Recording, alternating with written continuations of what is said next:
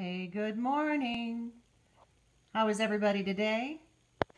Hi, it's Debbie Peterson, and I want to talk to you today about what is it that you're feeding your brain. And I'm not talking about food. So I'm Debbie Peterson. I'm the founder of Getting to Clarity, and I specialize in helping the midlife woman reinvent and re-engage in her future. I guide her to develop her confidence and uncover her potential when it comes to writing her next chapter in life the way that she wants it. Such an important step because we have so much more inside of ourselves than we would believe. We undersell ourselves in a great way. And for midlife women, oftentimes that means being stuck. But today I want to talk to you about food for the brain.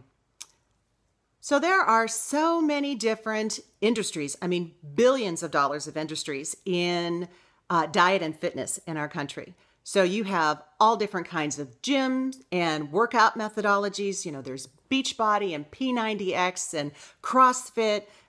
You have personal trainers. You have online programs. You can work out at a gym. You can work out at home. Cardio versus strength training. There are just so many ways that we can exercise our bodies, right? Billions of dollars are spent on these industries. And diet, too. There are a lot of great people out there who are helping us to make better decisions about what we put in our bodies, right? So, you have people who eat more whole foods. You have the paleo diet, and you have Weight Watchers, and you have Atkins and Mediterranean, and there's just so many different options for people to pursue depending on their own personal requirements, right? What I want to talk to you about today, though, is what is it that you feed your brain? And I'm not talking about food, although there are some very brain healthy foods that are out there. No, what I'm talking about today is what it is that you feed your brain as far as content. What is it that you spend your time on, focusing your brain energy on during the day? So is it social media?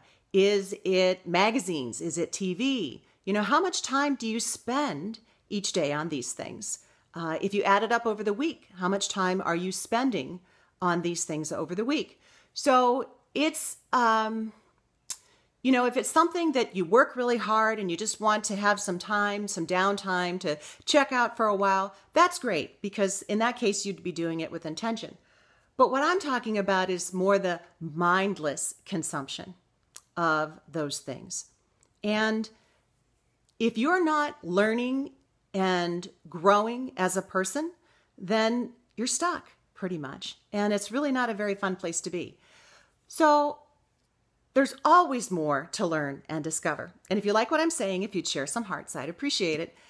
There's always more to learn and discover, even if you're competent in your job. If you've been in your job for a while and you just really got it down and you feel good about what it is that you're doing and how you're doing it, that's great. And how are you continuing to learn, grow, and develop as a person, in your job? There's always more to improve on.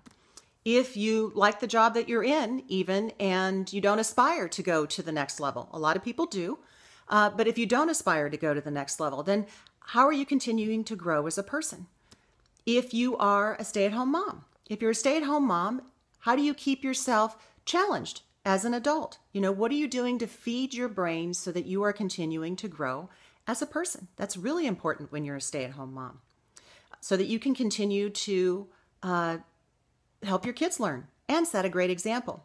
If you're retired, when you are retired, that's something that should be done, again, with intention. Do you have a goal? Is there something that you would like to do?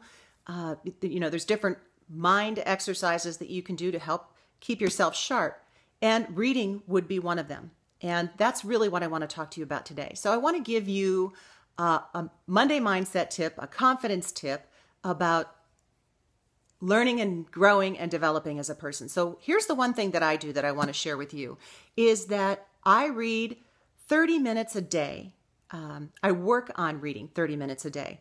It doesn't happen every day, But on the days, on the weeks when I'm consistent with it, I feel so much more energized as a person. I feel so much more pulled together. I feel more confident. I have more self-esteem when I'm investing that time in myself. And that's exactly what it is. You're investing time in yourself to learn and grow as a person.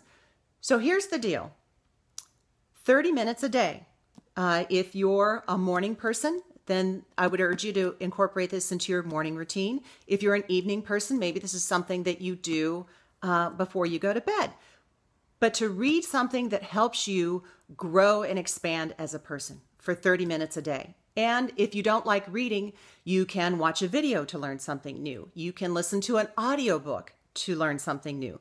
There are just so many different ways to be able to learn these days. So that shouldn't hinder you. But take that 30 minutes and invest it in yourself and help you to grow as a person. If you don't have 30 minutes, maybe you have 15 minutes. I guarantee you'll be happy that you did. So I want to share with you my latest read, this Tara Moore, Playing Big, Find Your Voice, Your Mission, and Your Message. It was a lot about taking your business and your career to the next level. You know, when we kind of shrink because things get a little heavy for us, that we get stuck in that fear. So this was a lot about fear and confidence, a lot of good information. You can see I have a lot of things highlighted. There was a lot of terrific information in here. And when I go through these books, I just set a timer. And when the 30 minutes is up, I'm done.